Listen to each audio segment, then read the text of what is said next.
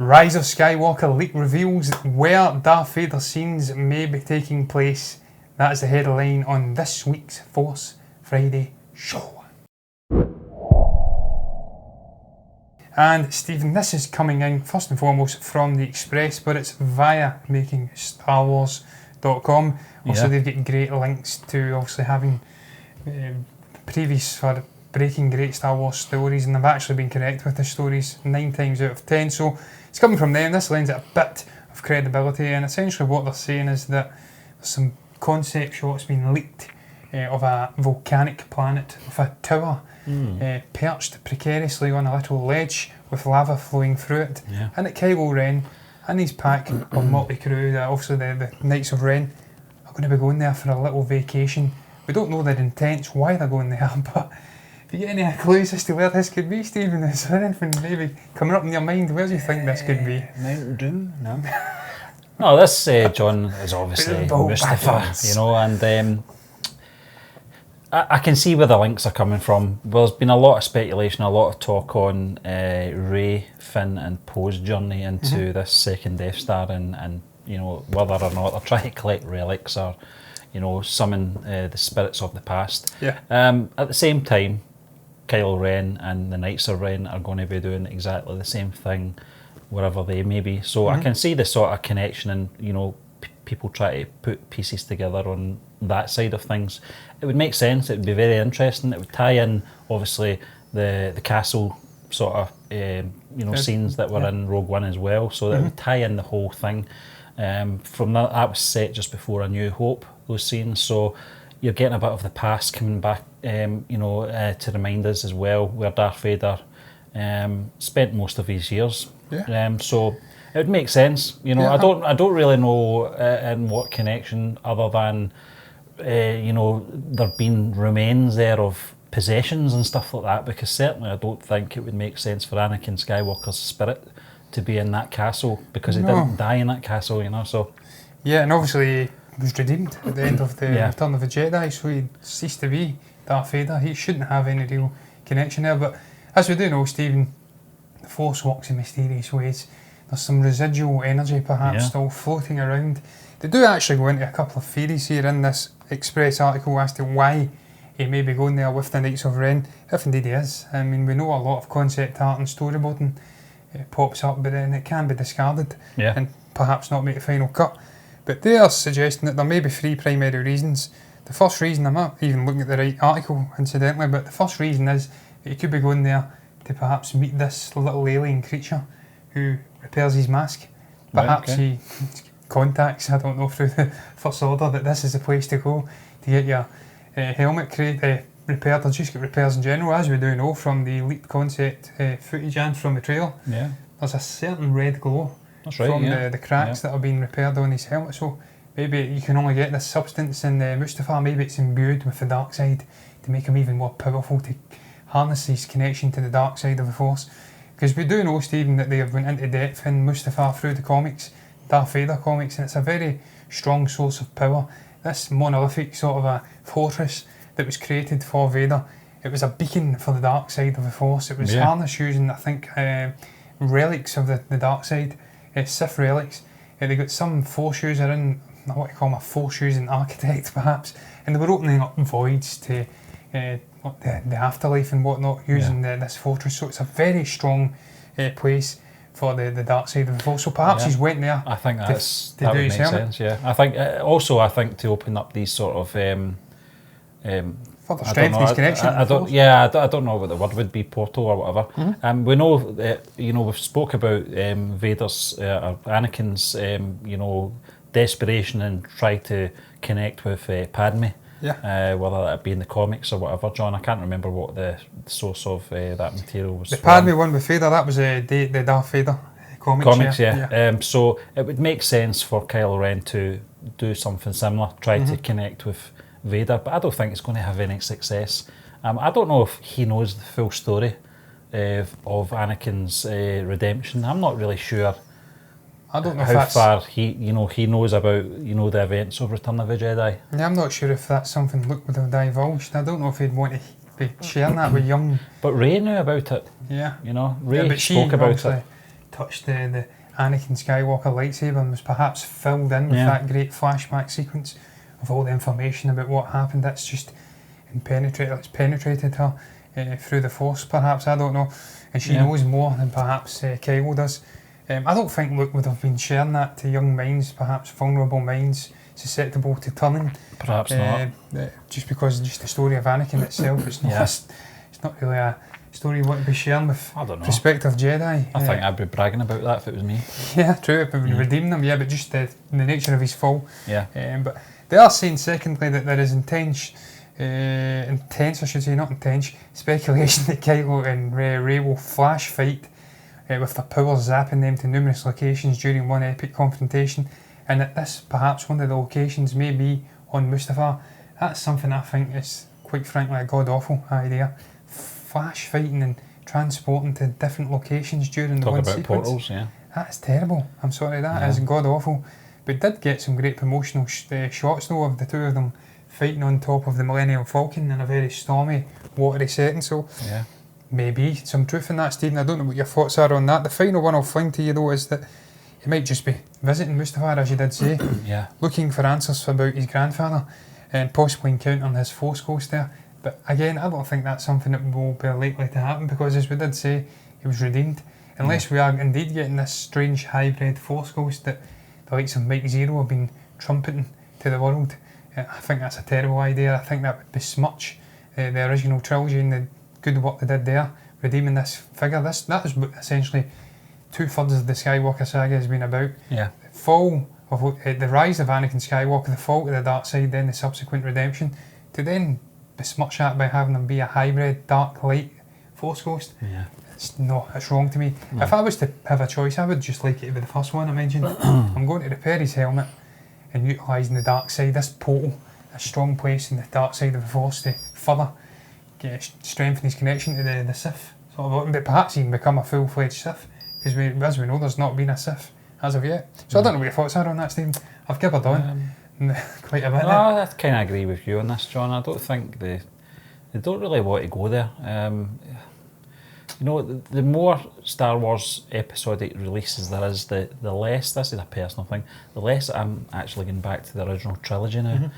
Certainly with The Last Jedi, I've not touched The Force Awakens since. It's just soured it for me, you know. And that was always my fears when this trilogy was announced, that how much an effect and impact it would have on those original 6 films, particularly the episodes 4, 5 and 6.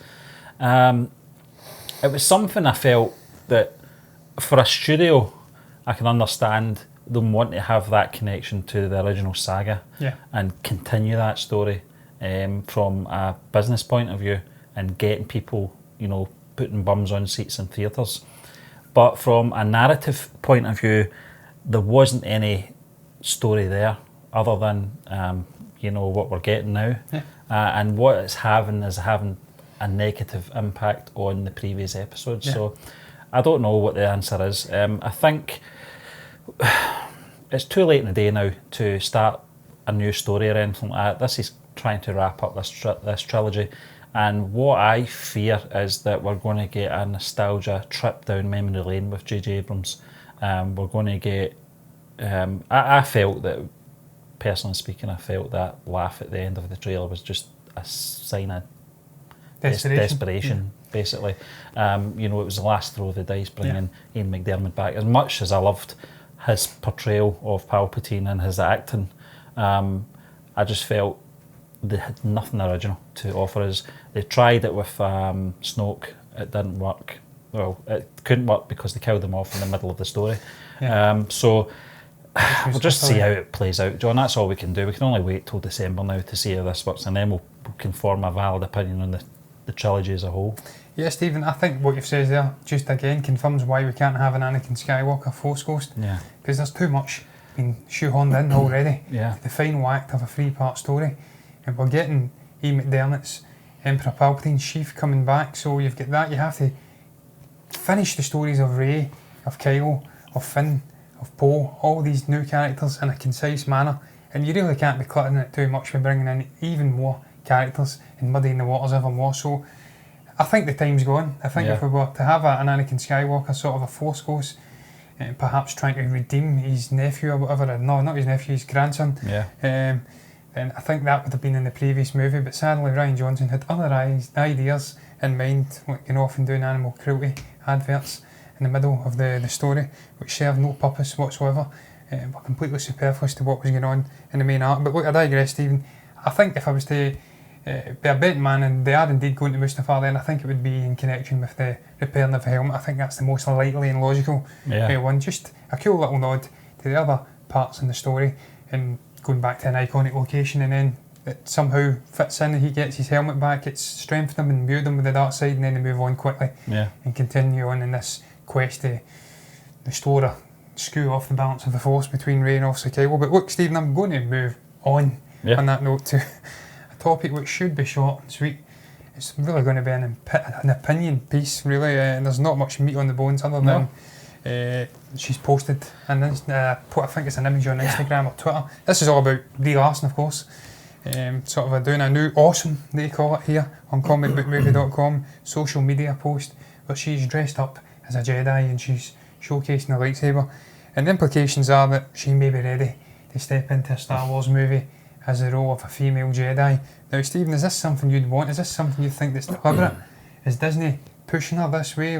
Go onto social media and post images up and see how it goes over with fan base? Is this something they're going to go off their heads about? Or do you think it's just more Brie Larson centric? She's maybe perhaps trying to hint. And do you want to see her starring in a Star Wars movie? I don't really care. Got to be honest with you, John. I don't really care. The reason, and it's not nothing to do with Brie Larson. Actors do this from time to time. You know, they pitch themselves for certain franchises, and Brie Larson's not any different, to be honest with you. To be fair to her as well, I think she's had 1.4 million likes on her Instagram account for that photo alone. So there's a lot of people who want it. And not clearly. One of them was Jeffrey from Geeks and Gamer. No, sadly not. But Samuel L. Jackson was doing the same thing, you know, in the late 90s, early 2000s as well. He was bugging the hell out of George Lucas for a part in the Star Wars film. Well, it would have been the late 90s, it would have been prior to The Phantom Menace. And basically wore him down to get a part in Star Wars. So I don't think there's anything wrong in what she's doing in that sense. It happened to be the person that a lot of people have taken a dislike to over her actions over the last year or so. Shouldn't really be taken into account, to be honest with you. If she's only going to be another actor that wants to be in a big franchise anyway, so I don't think she's doing anything wrong in that sense either. So whether or not she turns up as a Jedi or not, I don't really care, to be honest with you. I think she's an okay actress, to be honest with you. I thought Captain Marvel was a good film as well. It was a decent film. Wasn't anything, you know, major. Quality or acting wise, there was nothing there that, you know, I didn't expect anyway from her. Kind of a little MCU film, really, wasn't it? No, that's it, you know, and at the end of the day, she's a big Star Wars fan as well. You can't take that away from her. No. But I do think she has pushed herself to the forefront to, you know, get into that franchise in some format or another. Some people have got that privilege, certainly with, you know, her her exposure over the last as well, Oscar-winning actress. Exactly. I'm pretty sure she did for The Room. I think she is, John. So we'll just have to wait and see. If she is, she is. It doesn't really bother me. Yeah, Stephen, I completely share your sentiments on the subject as a whole. She's just putting it out there on the Instagram. Perhaps it's completely innocent. She's just showcasing, look, I've been to Galaxy's Edge, I've got the robes, I've got my own personal lightsaber which she can make at the theme park. Perhaps it's all innocent.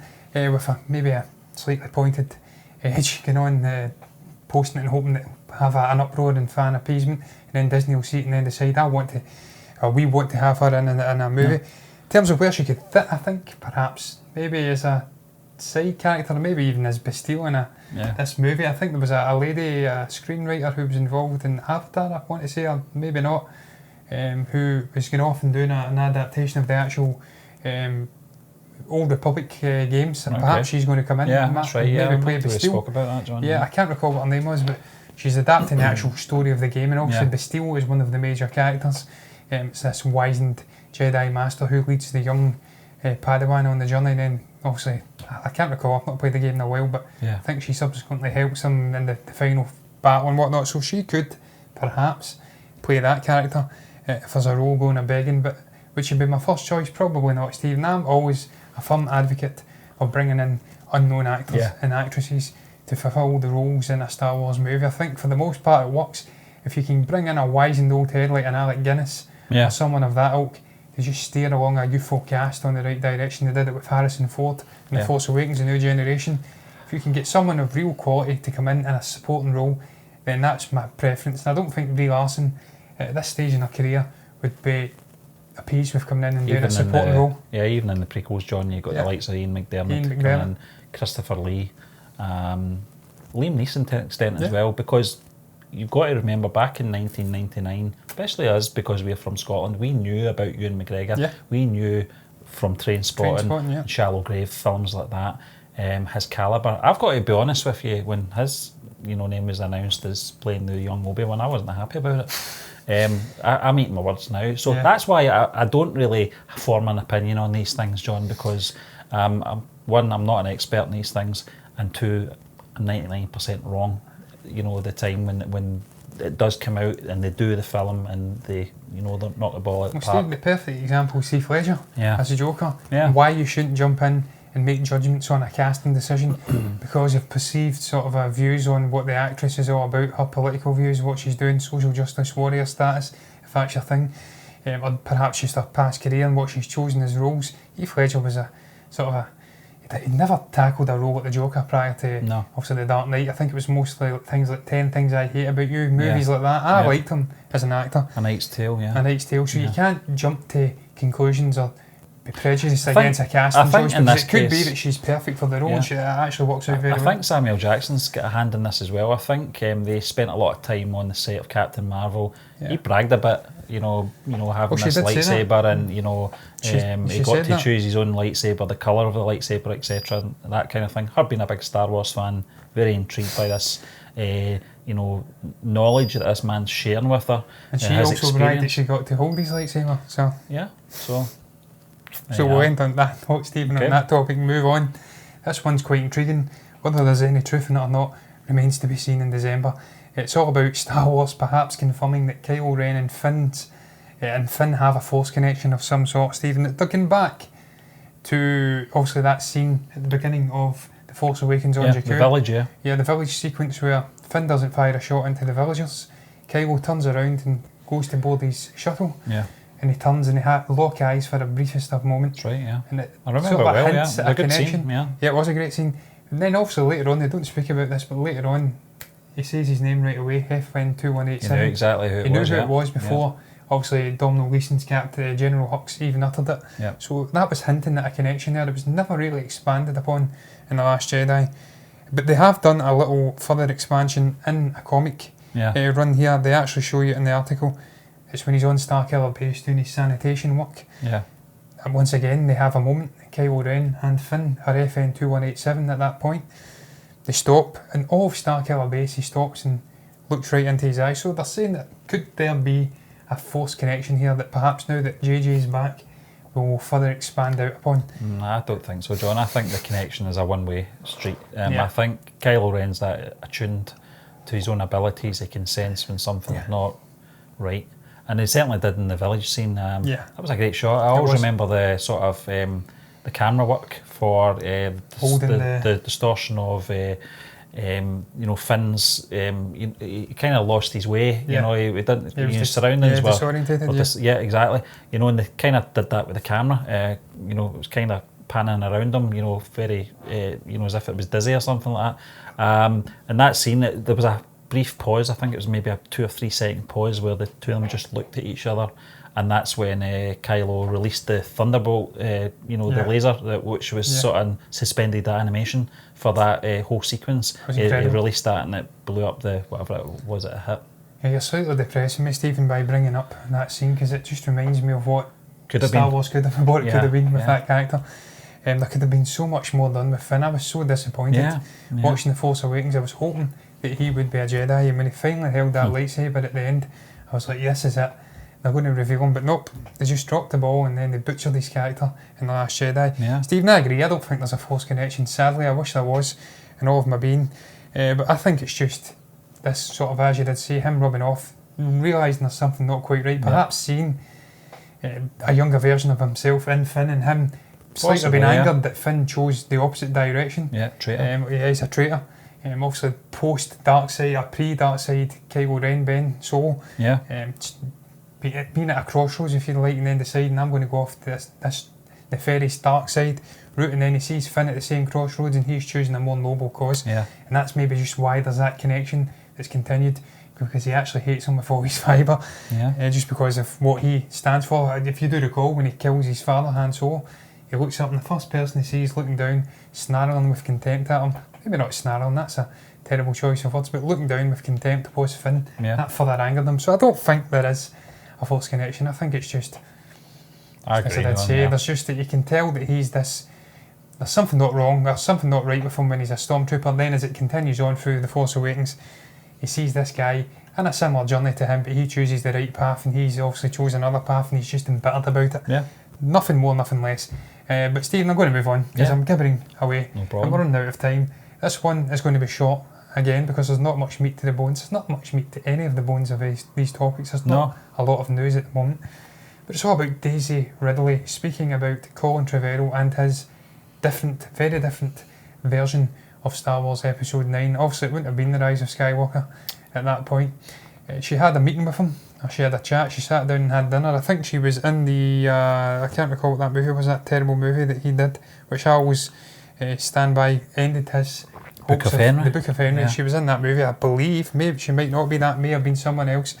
I don't think she was. But anyway, I digress. She sat at a table with him, had a chat, and they discussed Star Wars Episode 9, what it was going to be like. She says that it was like witnessing Star Wars history, and that she was quite sad that it wasn't to be, because she felt his passion for the franchise and the story.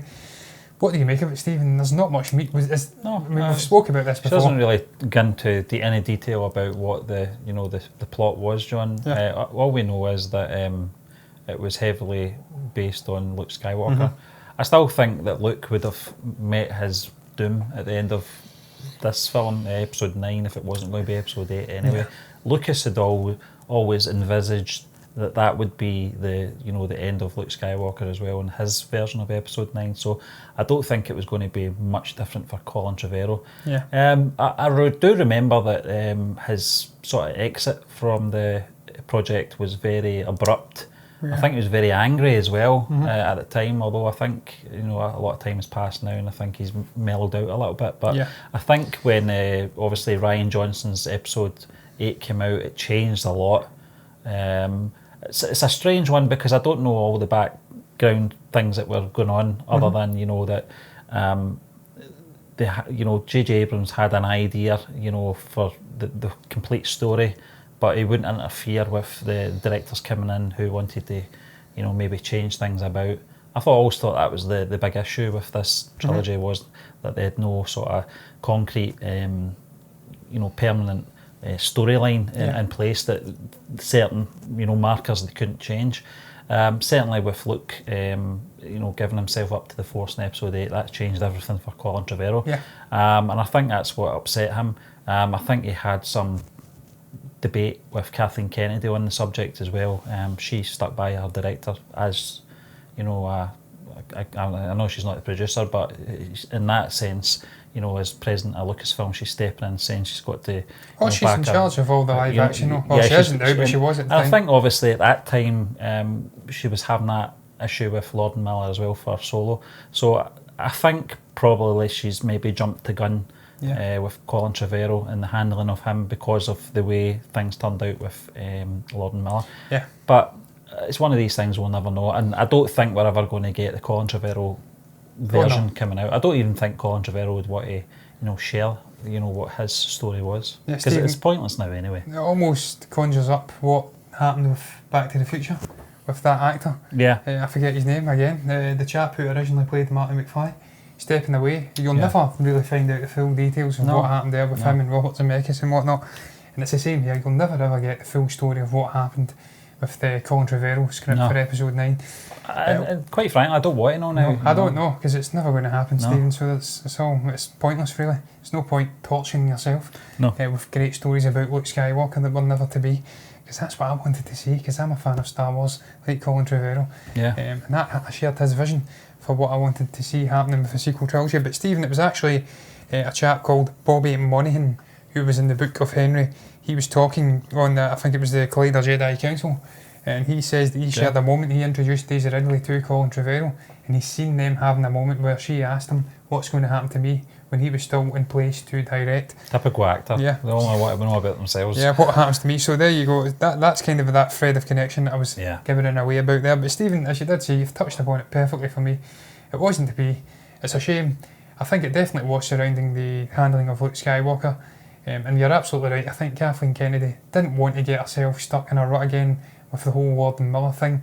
I think they says that the plot perhaps was slightly subpar, and that she panicked in a sense and wanted to get in the head and firefight in advance and bring in the cool head and the calm guiding hand of J.J. Abrams to come in and steady the ship and perhaps end it in a fitting and concise December, conclusion. John, if that was the right decision or not. We will know in December, Stephen, you're absolutely right. But look, it wasn't to be, and that's just a shame. But we've been speaking about that all week. What it wasn't to be with obviously Russell Crowe and Aragon and Jeremy Renner playing Agent Myers, I think it was, in Hellboy. Right. So we've been doing that as a recurring theme, what's not to be. Yeah. But Stephen, we're going to end the show on a very sort of uplifting and happier note. Okay. And it's all about Blue Milk. This is going to be very short and sweet. Mark Hamill has finally revealed to the world what the texture and what the taste of blue milk was like in that original Star Wars movie. He says blue milk was a long life milk used by campers because no refrigeration is needed. Yeah. With blue milk, blue food colouring, oily, warm and slightly sweet. It literally made me gag, but I was determined to drink it on camera. It was an acting challenge to appear as though I enjoyed it. So once again, Stephen, first and foremost, it speaks volumes about the professionalism of Mark Hamill, which we've seen so great in the likes of Last Jedi. The man is just on when he's doing his character acting and whatnot, and he just knows how to go on. But even if he doesn't like what he's reading on the script, or he doesn't like what he's consuming, he will crack on with it because he's an absolute star. But what do you make of this? Finally finding out what blue milk tastes like. It's I always imagined it would be like Lenore. Lenore? It just looked like Lenore. Lenore, is that the fabric cleaner? The detergent? The softener, yeah. I'm actually quite angered. I thought it looked pretty good. Yeah. To me, I thought it was like sort of a chocolate milkshake or something like that. Maybe blueberry milkshake. Yeah. And I'm slightly disheartened that it isn't the case. But I'm more intrigued now to find out what green milk tastes like, and whether that had the same oily, long life milk sort of a vibes going on. Did they perhaps tartan it up a little bit and do something better for good old Mark? I don't know, Stephen. Let's hope that lamb stew that Yoda fed him on Dagobah had a little bit better of a taste off of it, because the poor guy, I'm sure, had to do multiple takes, and he was on his Todd, as we like to say here in Scotland, for a long time with just Frank Oz and sets and whatnot. So look, I digress. I'm going off in another Anthony Daniels tangent. We're going to round the show up, Stephen. What was your thoughts on the whole myriad of topics we spoke about? Were you intrigued by them, or were you falling asleep listening to us talking about them? Would you have liked to have heard what Colin Trevorrow had in mind for Star Wars Episode 9? What's your thoughts on this potential Force connection with Kylo and Finn? Do you think it exists, or is it all a lot of crap, essentially? What do you make of Brie Larson? What do you make of the headline in this week's show? If you've got anything to say about it, you know what you can do. You can comment below and let us know what your thoughts were. Subscribe to the channel if you're enjoying the content. Like the video if you've enjoyed it. And we'll be back next Monday with MBE Box Office.